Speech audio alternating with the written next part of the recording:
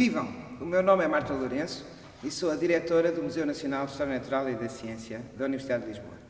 Estamos aqui reunidos na magnífica aula magna da Universidade para conversarmos a propósito da Noite Europeia dos Investigadores sobre Covid. Temos um projeto muito interessante que foi desenvolvido na Universidade e promovido pelo Museu que vamos apresentar. E para isso eu pedi ao professor João Barreiros, vice-reitor da Universidade de Lisboa, que estivesse aqui connosco, e também dois colaboradores do Museu, do Núcleo de Programação e Públicos do Museu, para a Marta Costa e o Rogério Abreu, para termos uma conversa sobre este projeto que fizemos sobre o Covid.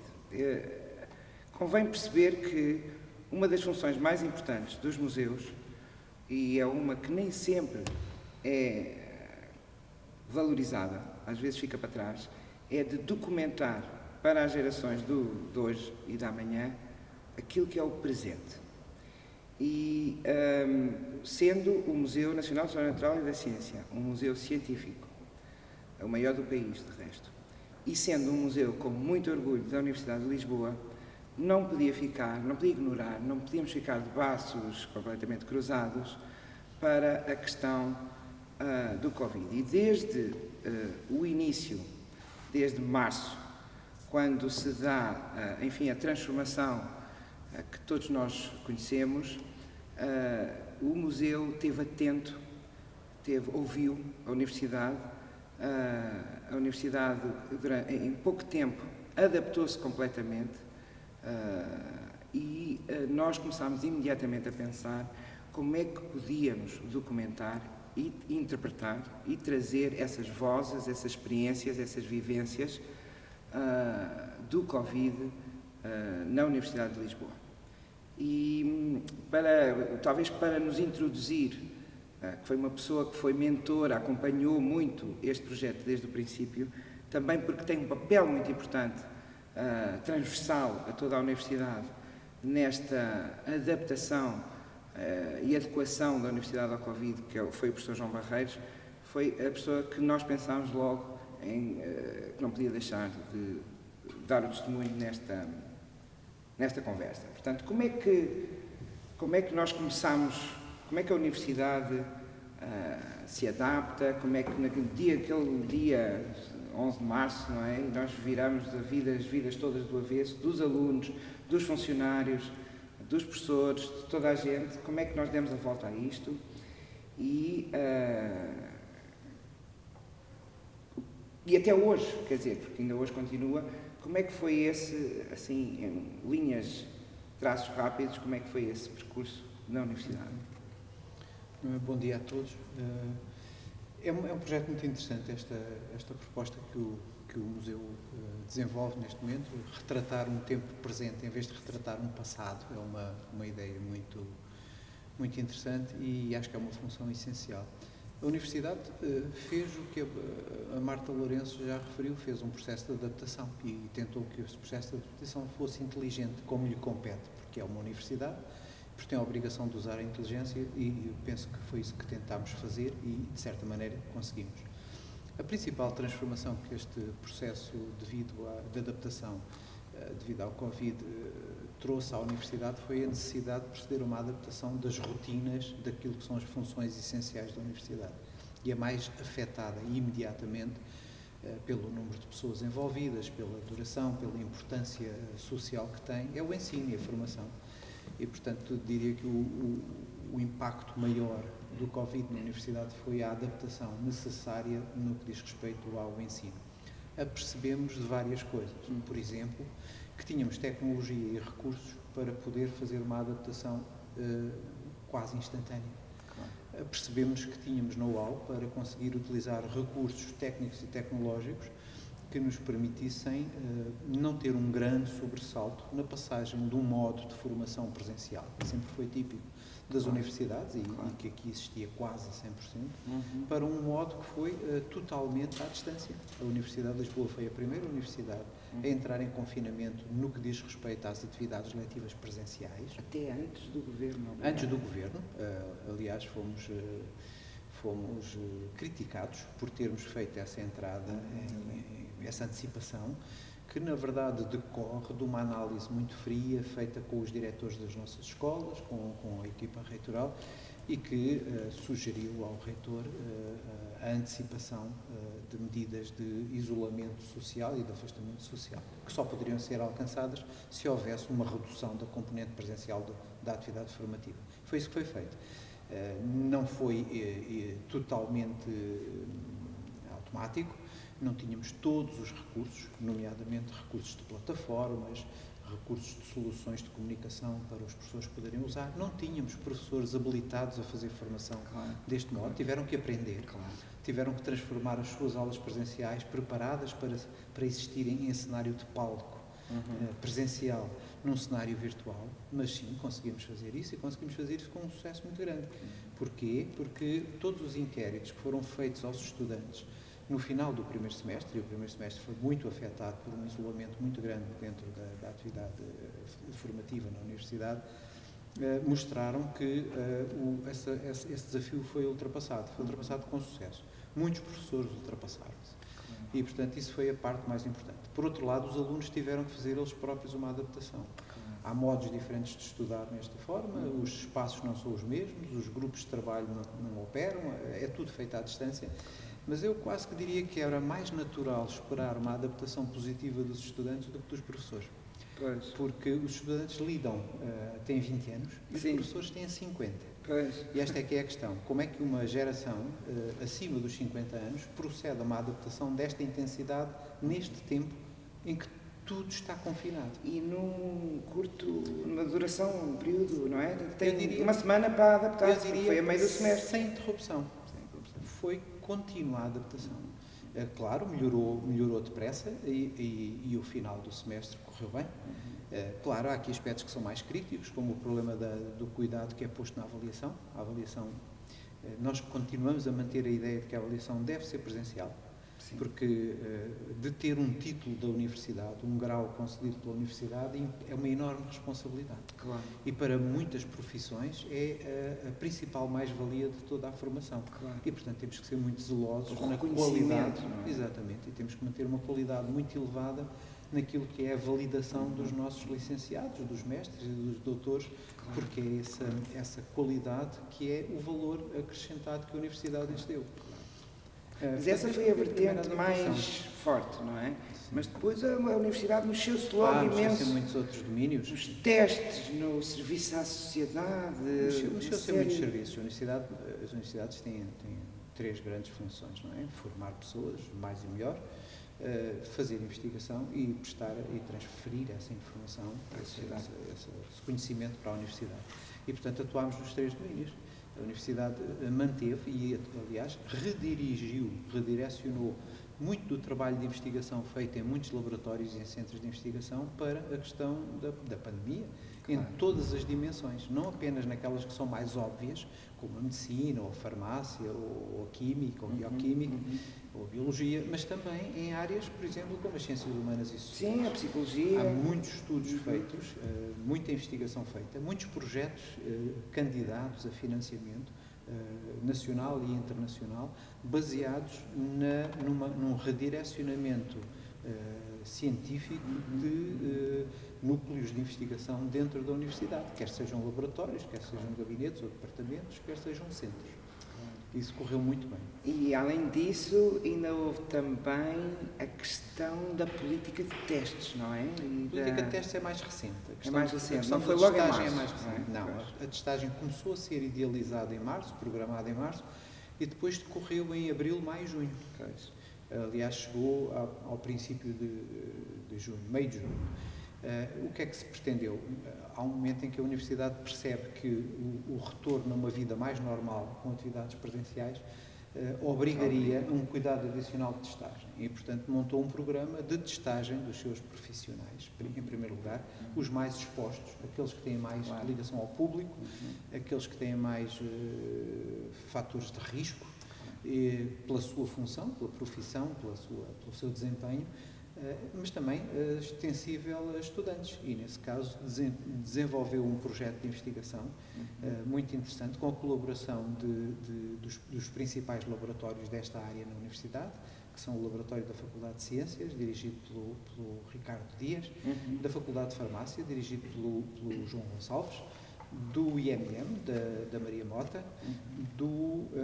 e da Faculdade de Medicina, com o apoio do Hospital de Santa Maria, com o professor Mel Cristina. Sim. Esse conjunto de pessoas idealizou um programa de testagem que teve testes PCR, agora já toda a gente sabe que são testes PCR. Nunca se falou tanto de ciência e de investigação como nesta altura há muita em Portugal. pergunta sobre isso. Há muita pergunta sobre isso.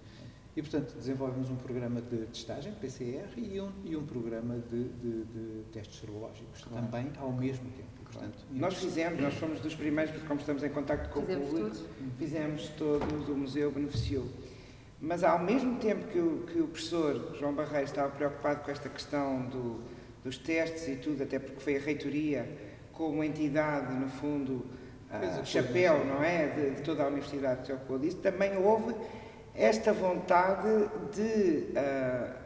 do Hospital de Campanha de poder oferecer, não é, capacidade e complementar a oferta que já existia. Fala-nos lá um bocadinho sobre isso, porque também é importante. São mais iniciativas, e são iniciativas um bocadinho diferentes, não é? Essas entram na componente, digamos, de transferência de conhecimento e de apoio à sociedade, não é? E de interação com a sociedade.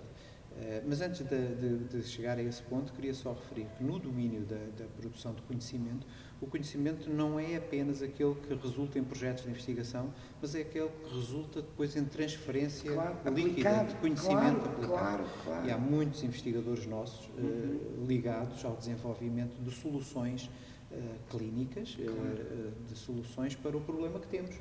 E, portanto, todos eles participam, mais ou menos, todos participam, os que estão vocacionados, sobretudo na área biológica, que estão envolvidos em equipas multidisciplinares, internacionais, e equipas de muitas instituições.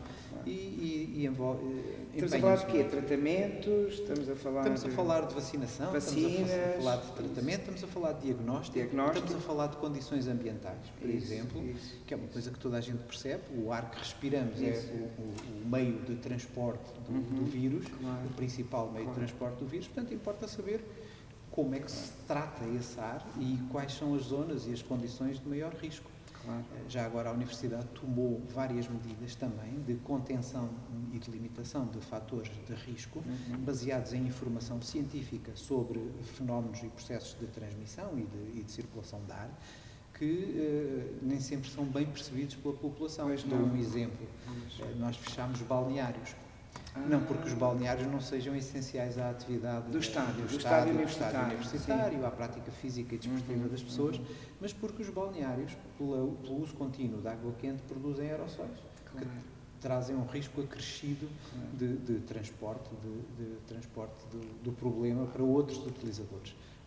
Recentemente, e antes do país ter chegado a uma solução dessas, ainda não chegou. Estamos a 25 de novembro e ainda não chegámos aí.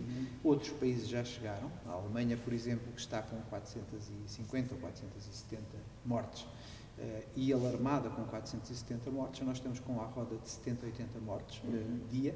Se fizéssemos a proporção das nossas mortes para a população da Alemanha, deveríamos estar muito mais preocupados. E, no entanto, eles fecharam espaços, limitaram, por exemplo, o uso de ginásios e de outros espaços de atividade física, principalmente por causa da questão dos balneários.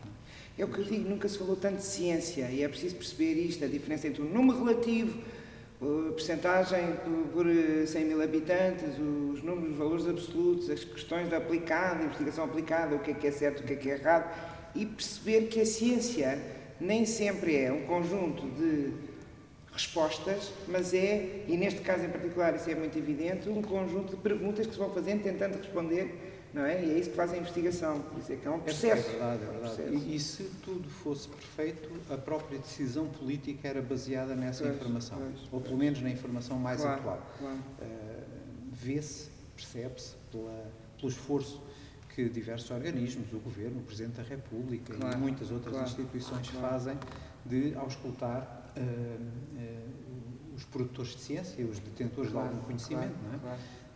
Eu falei ainda há bocado do conhecimento de natureza aplicada, mas é preciso não esquecer que a Universidade de Lisboa teve desde março, e antes disso, quando se percebeu o potencial devastador da pandemia, desenvolveu modelos na área da epidemiologia para nos ajudar a perceber o que é que vinha aí e continua a desenvolvê-los.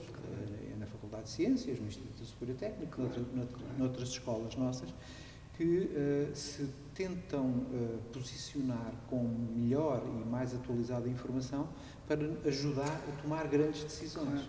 E as grandes decisões estão à vista de todos. Vamos ter Natal ou não vamos ter Natal? Vamos poder abrir as aulas presenciais ou não devemos abrir ainda? Isso. É uma coisa para durar 15 dias ou 2 meses. Isso só se pode fazer com base em modelos, não é? Ora, estes modelos são conhecidos em sentido geral, mas têm aqui inúmeras... fatores de aplicabilidade locais, não é? Os detalhes são de 2 tipos. Há uma particularidade da nossa organização social que tem que ser acautelada. Por exemplo, a localização dos núcleos habitacionais nas grandes cidades, as movimentações diárias e a circulação de pessoas que usam transportes públicos, isso tudo tem que ser equacionado. Mas há mais coisas que é preciso equacionar. É preciso equacionar, por exemplo, o grau de conhecimento ou de informação que as pessoas detêm e o efeito das medidas que são estabelecidas superiormente pelo Governo, por exemplo, para os confinamentos. Fechar à 1h ou fechar às 3. Há um impacto de fechar à 1 que não é diferente, que é diferente de fechar às 3. E isto tem que ser modelado. E, portanto, é preciso criar modelos, mas é preciso ajustá-los não só a fenómenos que são conhecidos antecipadamente, mas, sobretudo, a circunstâncias que são depois dinâmicas no tempo, vão aparecendo e vão mudando. Isso eu acho que é difícil as pessoas perceberem. Às vezes até há certa comunicação social passar essa informação de que a situação, quer dizer, as respostas que são dadas hoje podem não ser as respostas que são dadas daqui a uma semana, daqui a um mês, etc., porque depende precisamente de todos esses fatores e da evolução que têm esses modelos e tudo isso, não é? Portanto, é o nosso papel também divulgar. Acho eu que a Universidade e as pessoas, muita gente, professores, investigadores, estão frequentemente nos meios de comunicação social, não é? A falar e a explicar, quer dizer, como é que impactos é que tudo isto vai tendo. Investigação aplicada, a política o programa de testes, aulas presenciais. Deixa-me acrescentar 2 elementos que são importantes aqui. O primeiro é qual é o impacto deste programa de testagem. A primeira fase da testagem, que se passou na primavera, princípio do verão, aqui na Universidade, abrangeu 2.500 pessoas. É um programa modesto face à dimensão da Universidade. A Universidade tem cerca de 55.000 pessoas na comunidade, incluindo toda a gente, os professores, os funcionários administrativos, técnicos, investigadores, alunos, toda a gente. E são cerca de 55.000. Portanto, estamos 2.500, o que é muito modesto. Uma segunda fase, que foi iniciada em meados de outubro, neste momento já em plena segunda onda e na antecipação do problema que viria a acontecer e que estamos a testemunhar, exatamente, nesta segunda onda. Havia informação de que teríamos muito provavelmente uma segunda onda e havia alguma informação sobre a dimensão e a duração dessa segunda onda. A dimensão, eu refiro ao número de casos e ao número de mortes e também quanto ao arrastamento e ao tempo, à persistência no tempo do efeito desta segunda onda. Conhecida essa informação, importava testar. Porquê? Porque desde agosto que a Universidade se depara com uma orientação geral para o ensino superior que aposta no ensino presencial. Não só no ensino presencial, mas também no ensino presencial. E isso obriga a testagem. Quando temos uma turma com 25 estudantes e um professor, e quando esses 25 estudantes no mesmo dia passam por 5 professores ou 4 professores, e um professor passa por 150 estudantes, então é preciso testar. É um efeito, é preciso testar. E montámos um programa novo, sem serologia, sem teste serológico para já, mas que é um programa de rastreio, tão rápido quanto possível. Mais sistemático, mais completo do que o outro, que foi mais cirúrgico, para as pessoas que estavam expostas, etc. Para perceber a ideia, nós dirigimos agora neste programa para 2 alvos. Um alvo é um alvo conhecido por contactos, suspeitas de contágio, probabilidade de contacto com pessoas infectadas. Portanto, aponta para alvos específicos, pessoas que, pela circunstância, qualquer circunstância, têm um risco adicional de contágio e, portanto, testamos essas pessoas. Mas também testamos aleatoriamente, que é a forma de sabermos como é que aquele número enorme de casos assintomáticos disseminados, que é uma característica deste vírus, é a não existência de sintomas. Embora exista a capacidade de contagiar, claro. É preciso saber ao certo o que é essa dimensão escondida, invisível. Acresce também que a maioria da nossa comunidade são jovens. E são jovens até aos 25 anos, que são, no geral, assintomáticos, quando sintomáticos com pequenos efeitos e, normalmente, sem problemas sérios a seguir. Claro. Isto é o normal. E, portanto, tivemos que conhecer isso. Até ao momento vão decorridos um mês e pouco deste processo e testámos já mais de 6 mil pessoas. Portanto, já testámos mais de 10% da universidade, misturando estas duas componentes. Aleatório, para apanhar uma banda... Exatamente. Agora, isto faz-se com recursos múltiplos. Por exemplo, tivemos que multiplicar o número de centros de colheita. Tivemos que contratar empresas com capacidade de fazer estas colheitas, têm que ser feitas por profissionais especializados. Temos um tudo grande certificado, não sei o quê. Tudo certificado, evidentemente, mas isso são as normas que temos que nos sujeitar. Há um centro muito grande, o maior de todos, é um centro instalado no estádio universitário que serve a comunidade do polo central da universidade, zona da Alameda. Está aqui mais de 20 mil pessoas, é muita gente. O Instituto Superior Técnico, que testa separadamente, embora com o nosso apoio na parte das colheitas, e com uma coerência e uma coordenação conjunta, e testa não só na Alameda, mas testa também no Tagus Parque, por causa da questão da deslocação das pessoas para fora do seu porque elas movem-se entre um e outro. Exatamente. São dois campos.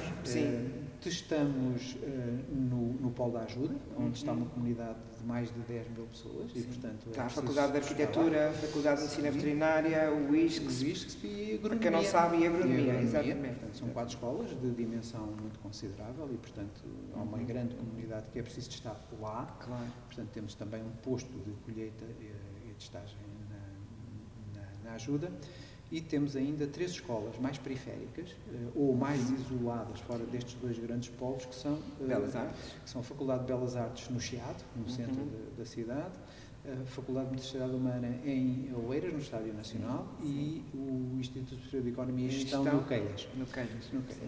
E estas 3 testam com testes rápidos. Portanto, há aqui uma multiplicidade de soluções técnicas. Mas todas complementares, geridas centralmente, não é? Geridas centralmente, os dados tratados.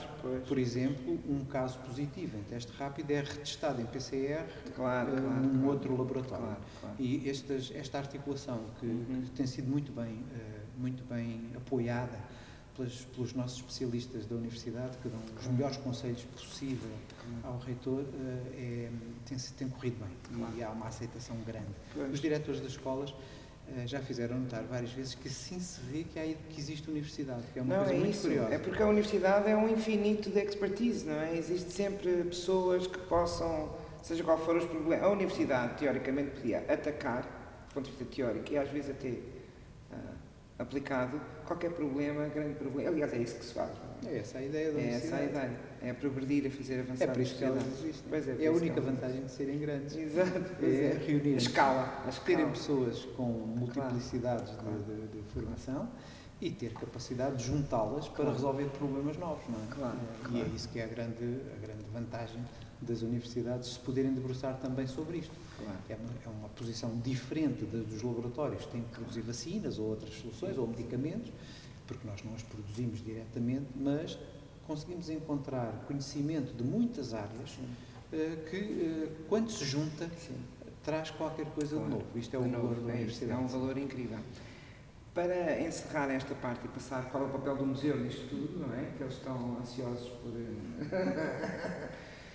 acho que não podemos deixar de falar, até porque há uma razão, há uma peça que vai para a exposição de falar do Hospital de Campanha. Mas não, Isso é muito importante. Porque há a terceira grande componente, que é a componente da comunidade, que não são nem laboratórios, nem sistema de saúde, mas que são as pessoas que estão à nossa volta. E o que é que fizemos sobre isso? Fizemos muitas coisas. Algumas foram feitas de uma forma muito engenhosa. Por exemplo, produziram-se 4 ou 5 tipos diferentes de de viseiras Viseiras. na universidade, com os recursos próprios, o que é uma coisa fantástica. Com design próprio, original. Com design, bom, alguns com design próprio, outras com adaptação de design já conhecido. Não há mal nenhum em usar. Não, até porque ele tem que seguir aquela função, não é? Quando as soluções são boas, devem ser usadas. E, portanto, trata-se depois de saber produzir, ou ser capaz de produzir, com os recursos disponíveis. Eu recordo que no primeiro pico da pandemia não havia recursos. Pois não. As pessoas diziam para não usar máscaras, para não retirar do estoque dos médicos e das... Não se lembra, que até foi polémica. Muito bem, porque é que se produziram viseiras na universidade? Porque não havia. Exato. Não existiam. Exato. Telefonava-se para os fornecedores e eles não tinham. Portanto, era preciso fazê-las. Foram feitas viseiras. Dava toda a gente a comprar na China, na Faculdade de Ciências, no Instituto Superior Técnico, na Faculdade de Arquitetura, em Belas Artes. Todas diferentes, mas foram produzidas e distribuídas. Foram distribuídas não só para uso interno da universidade, mas eu creio que foram muito bem distribuídas à comunidade, à população em geral, envolvente, sobretudo, necessário. Sim, é? sempre necessário. Depois, uma segunda coisa que foi muito satisfatória foi a montagem do hospital de campanha. A universidade transformou o estádio universitário com um fortíssimo apoio da Câmara Municipal de Lisboa e das Forças Armadas, é preciso dizer. E da estrutura de saúde também. Mas, sobretudo, eu gostava de salientar as Forças Armadas e a Câmara Municipal de Lisboa. Percebemos que a proximidade do estádio ao Hospital de Santa Maria fazia deste espaço uma mais-valia caso a pandemia fosse para além do que veio a ser, não é? E, portanto, criou-se um hospital de campanha que ocupou 3 grandes pavilhões desportivos, que deixaram de ser pavilhões desportivos durante algum tempo. Acrescentou-se uma tenda de campanha também. A capacidade instalada ultrapassou os 500 lugares, portanto, 500 camas. Portanto, o hospital de campanha, que chama-se estrutura hospitalar de emergência. É o nome oficial. E tem força legal. Tem força legal. Tem um diretor nomeado, etc. O Dr. António Diniz, um pneumologista, que faz o favor de nos apoiar nisto, claro. Não só ele. Ele não é da universidade? Não, é do hospital? É Santa Maria. É um clínico que faz o favor de nos apoiar, mas muito em colaboração com os nossos próprios recursos da universidade e volto a frisar, com o apoio instantâneo, muito eficiente, de forças militares e não posso esquecer do Regimento de Sapadores Bombeiros de Lisboa. Não posso esquecer porque, de facto, foram impecáveis na forma como encontraram soluções numa altura em que não havia soluções. Claro. Não havia recursos, não havia meios. Claro. Portanto, foram, de facto, criámos essa capacidade e essa capacidade, felizmente, não foi usada na primeira vaga. Na segunda vaga, vamos ver o que é que vai acontecer. Claro. Estamos no meio da segunda vaga, ainda não há indicação clara que tenhamos atingido o pico do número de novos casos, mas seguramente ainda não atingimos o maior problema da pressão sobre as estruturas hospitalares, sobre o sistema de saúde. E aí é que temos um problema, porque, embora haja espaço, nós conservamos ainda um pavilhão adaptado, com 60 camas, perfeitamente equipado, já agora com o apoio de mecenas. Houve 3 grandes mecenas da área da saúde que apoiaram ativamente, financeiramente, a universidade. E nós aplicámos esse apoio. Diga quem são. Não posso dizer, não pode porque dizer. eles próprios eles pediram. Não, pensava que era uma oportunidade para... Não posso, isso é publicidade. Os mecenas são mais cuidadosos nessa. E, portanto, é a antiga, não querem aparecer. Nem devem. Aliás, tivemos um outro caso muito engraçado, que foi um apoio estrangeiro. No caso de empresas e da comunidade académica chinesa, universidades chinesas, que nos apoiaram de uma forma enorme, quando foi era logo necessário encontrar ventiladores, quando era necessário encontrar máscaras, produtos de proteção ou material de proteção individual que não existia.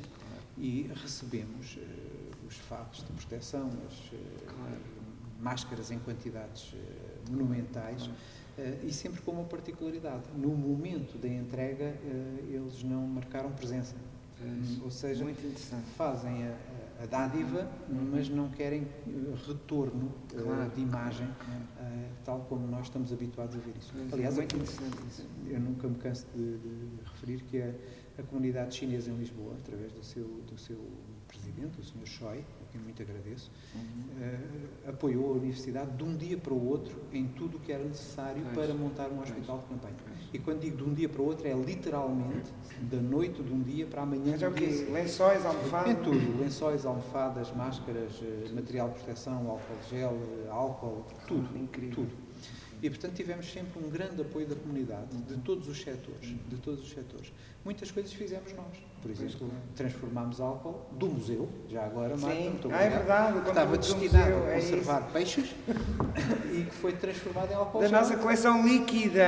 Exatamente. E foi transformado em álcool gel pela Faculdade de Farmácia, que o fez através dos seus próprios recursos, com os seus funcionários. Mas é isso precisamente que, enfim, nas minhas conversas que fui tendo consigo e acompanhando isto, dizia, isto é absolutamente extraordinário, todas as pessoas, claro que é uma situação absolutamente excepcional, não é? É evidente que há mobilização, solidariedade e tudo isso, mas a rapidez com que toda a gente se mobilizaram as redes internacionais da universidade, por exemplo, com a China, como está a dizer, se mobilizou internamente a universidade, com as escolas, e se mobilizou a sociedade civil, com os bombeiros, isso é que me pareceu extraordinário, tendo em conta o tempo em que foi necessário fazer essa adequação. Portanto, como é que nós entrávamos? Nós ouvimos isto, não era? Conversávamos sobre isto, o museu sabia, participava. Como é que nós... Agora, como é que o museu entra aqui e o que é que nós achámos que tínhamos que fazer? Marta, diga lá. Então, como é que nós, museu, vamos cumprir a função de documentar o presente, não é? No fundo é isto. E como é que documentamos este redirecionamento dos serviços da universidade, das escolas? Como é que vamos fazer isso? E então, batemos internamente qual seria a melhor metodologia e, numa primeira fase, pensámos em contatar as direções das escolas para serem elas próprias identificarem alguns elementos com os quais pudéssemos conversar e conhecer a experiência de cada escola e qual a sua resposta. Claro que, em última análise, o museu, o que é que constitui? Constitui uma coleção de objetos. No fundo, as pessoas pensam, o museu guarda objetos, mas os objetos são os testemunhos materiais destas práticas e destas respostas. E para além dos testemunhos materiais... Nós morremos todos, não é? Daqui a 100 anos estamos todos mortos. Mas os objetos perduram e contam histórias. Permanecem. Mas lá está, contam histórias. Mas quem é que conta as histórias sobre aqueles objetos? E foi isso que a equipa do museu entrou em contato, então, nesta primeira fase, e continuamos a fazer esse processo continua, a contatar as escolas e estes diferentes interlocutores, que o professor João Barreiros acabou de referir alguns dos exemplos dos equipamentos de proteção pessoal, da resposta dos laboratórios, nos centros de teste.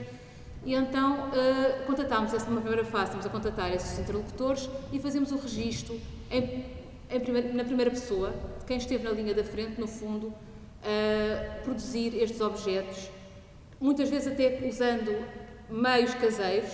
Muitas das respostas utilizaram os recursos da universidade, foram mobilizados para isso, mas também o próprio tempo pessoal das pessoas que se disponibilizaram, e tal como a comunidade chinesa, muitos nem querem aparecer, preferem não ser registados. Disseram que fizemos o que tínhamos que fazer. Como é que nós fizemos o registro, Marta? Foi oral? Portanto, neste momento, adaptámos também às circunstâncias e, portanto, muitas destas conversas estão a ser através de conversas em plataformas digitais, normal, como temos feito todos, não é? E também há algumas deslocações presenciais, alguns destes locais nos laboratórios, nos centros de teste, também que nós tivemos a oportunidade de falar com alguns dos investigadores e alguns dos técnicos que produziram estes equipamentos de proteção pessoal.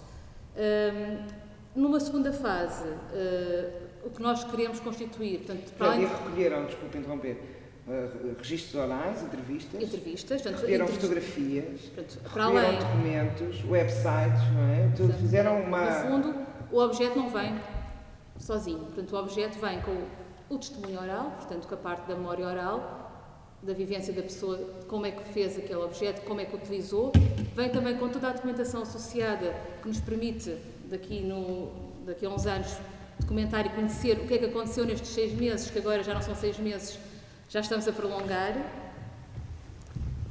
E, portanto, o que nós estamos a fazer são entrevistas, registros de memória oral e também toda a recolha e toda a identificação, quer de projetos, quer de documentos que estejam associados, quer de websites, porque há testemunhos imateriais, há a parte da imaterialidade de todos estes produtos que foram criados digitalmente também.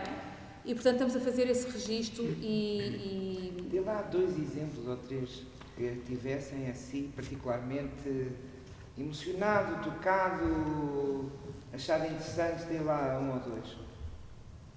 O que me marcou mais, o que me tem marcado mais neste acompanhamento nas diferentes escolas, de facto, foi a pronta resposta dos investigadores e dos técnicos e o cruzamento e o aproveitamento de recursos e a disponibilidade que tiveram para trabalhar ao serviço da comunidade. E, portanto, um dos casos, por exemplo, que posso contar, da Faculdade de Arquitetura, do laboratório que fez a produção de uma viseira, de proteção pessoal, eles fizeram contatos muito próximos, eles foram ao polo da ajuda e, portanto, aquelas viseiras serviram também para as clínicas da ajuda, para a junta de freguesia, para a Polícia de Segurança Pública. Portanto, houve uma resposta de proximidade daquele laboratório de prototipagem rápida para a comunidade, para aquela proximidade. Portanto, foi a ligação muito rápida entre os vários centros, que todos conseguiram contatar uns com os outros e aproveitar os recursos e a disponibilidade. E o que toda a gente, pelo menos acho que é comum, foi muito rápida esta resposta. Portanto, isto foi em março, no final de março tinham as coisas operacionais, tinham os laboratórios operacionais, tinham as respostas dadas, estava um circuito feito com os hospitais, com os lares da terceira idade, por exemplo, toda a parte da resposta dos centros de testagem aos lares da terceira idade, e estava esses circuitos todos muito bem delineados, essa resposta bastante bem conseguida. Bem conseguida. E agora o que é que vamos fazer? Temos este material todo recolhido, objetos, testemunhos, isso tudo, iconografia. E agora o que vamos fazer, Rogério? Pois, agora vai ser a fase em que vamos divulgar ao público do museu todo este projeto em que nos vimos envolvidos e mostrar, a partir destes testemunhos materiais, que são os objetos propriamente ditos que nós vamos ter em exposição, nomeadamente viseiras, óculos de proteção, um kit de descontaminação de máscaras para serem reutilizadas, ou seja, vamos decalcar num espaço expositivo toda esta energia de que a Marta acaba de falar, que nós encontramos nos vários centros de investigação, nos departamentos da Universidade de Lisboa, esta enorme energia em que as pessoas se viram envolvidas para responderem à crise pandémica, pegando no conhecimento, na investigação, na inovação, nas técnicas laboratoriais e metodologias científicas, não é? Para darem uma resposta à sociedade civil e, portanto, os objetos vão ser meros pontos de partida, não é? São os testemunhos para trazermos todas estas dimensões, mesmo as dimensões dos afetos, não é? Porque nós sentimos, por exemplo, na equipa da Faculdade de Farmácia, dirigida pela doutora Quirina Costa, que mobilizou 50 voluntários na altura da primeira vaga, não é? Para dar resposta a testes de diagnóstico de zaragatoas, não é? E, portanto, toda esta gente se uniu num espírito de missão imenso que, de facto, nos tocou particularmente, não é? Para responderem precisamente a esta crise sanitária. E, portanto, nós queremos que isto seja revelado na narrativa da exposição que estamos a preparar. Há um elemento que nós também consideramos muito forte, que eu se calhar vou já destapar aqui o véu. Tudo não, mas um ou dois. Que é precisamente uma cama do hospital de campanha que nós queremos ter presente na mostra que vamos preparar, que é um objeto extremamente simbólico, cedido pelo Exército e feito rigorosamente, a cama rigorosamente feita pelas pessoas do Exército, e queremos ter esse elemento na exposição como um elemento central desta concepção da mostra que estamos a preparar para dia 14 de janeiro. Sim, vai ser para dia 14 de janeiro. E agora, isto não é o final, não é o fim da linha, pois não? Não. Porque a investigação continua, a pandemia continua, a Universidade continua a mobilizar-se, evidentemente, e, portanto, esta é só a primeira fase, a fase no fundo, que o professor João Barreiros traçou aqui, mas depois há toda uma fase que nós, museu, queremos cobrir. Qual é, Marta? Nós depois queremos realmente chegar a outras vivências, à vivência dos estudantes, por exemplo. Gostaríamos também de documentar, e temos feito já contatos com associações de estudantes aqui da Universidade, no sentido de documentar como é que eles experienciaram esta fase.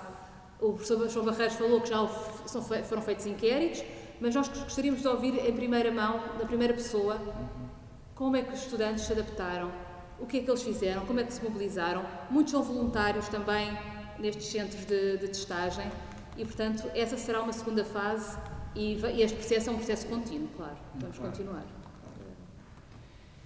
Bom, o nosso tempo já acabou. Aliás, ultrapassámos largamente o tempo que tínhamos pensado para esta conversa, que na realidade não é mais do que um aperitivo e um convite para todos vós, os que estão a ver em Portugal, evidentemente, e em Lisboa, podendo nós mexermos, não é? Espero que sim, em janeiro, um convite para visitarem a Universidade, e em particular o museu que vai apresentar esta exposição.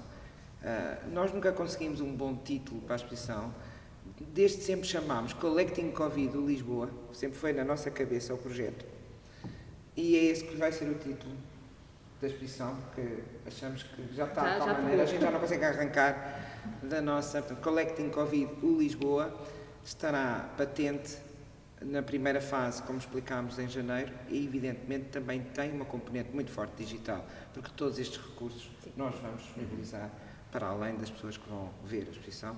Existem imensos recursos complementares online. Aqui fica o convite, não sei se o professor João Barreiros quer dizer mais alguma coisa. Agradecer a todos e terem visto. E esperar por eles. Todos são os que estão aqui e os que estiveram por trás de tudo, e que são milhares. Isso, que são milhares, é isso mesmo. Muito obrigado a todos e até sempre.